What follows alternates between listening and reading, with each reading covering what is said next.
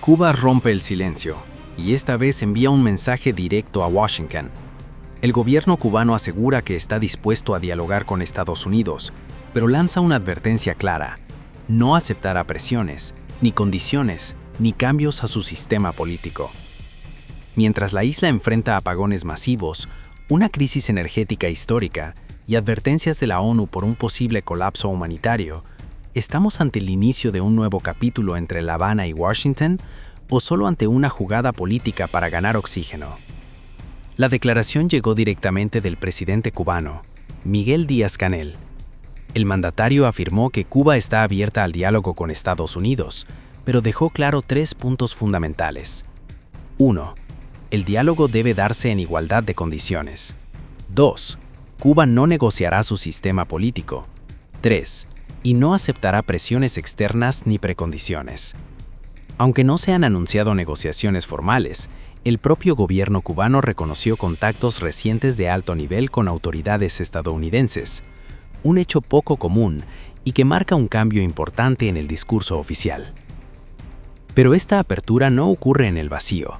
Cuba atraviesa una de sus peores crisis energéticas en años: apagones prolongados, escasez de combustible y un plan de racionamiento anunciado por el gobierno.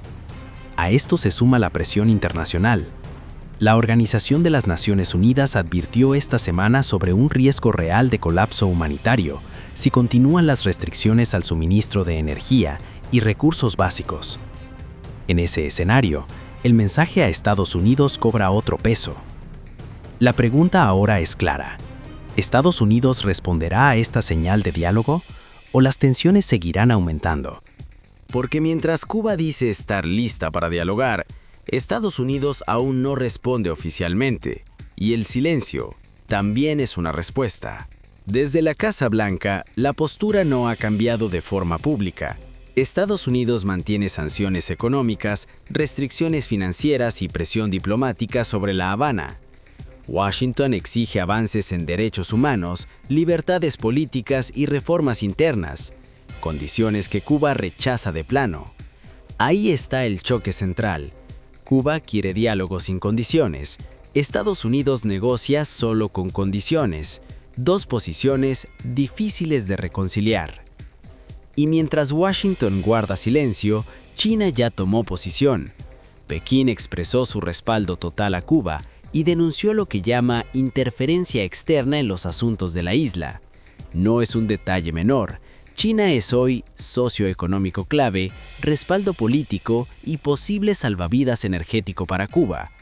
Esto convierte el tema Cuba-Estados Unidos en algo mucho más grande, una pieza del tablero geopolítico global. La pregunta clave es esta: ¿por qué Cuba lanza este mensaje justo ahora? La respuesta parece clara: crisis energética, apagones masivos, presión social, advertencias de la ONU y una economía al límite. Hablar de diálogo no significa rendirse, significa ganar tiempo, buscar oxígeno y mover fichas. Escenario 1. Estados Unidos ignora el mensaje y la tensión continúa. Escenario 2. Se abre un canal discreto de diálogo sin anuncios públicos. Escenario 3. El tema escala y se convierte en un nuevo punto de fricción entre Washington, La Habana y Pekín. Por ahora, todo está abierto. Cuba habló, China respaldó y Estados Unidos observa. ¿Estamos ante un giro histórico o solo ante una jugada política más? Eso aún está por verse. Lo que está pasando entre Cuba y Estados Unidos no es un tema aislado. Sus efectos pueden sentirse en toda América Latina y más allá.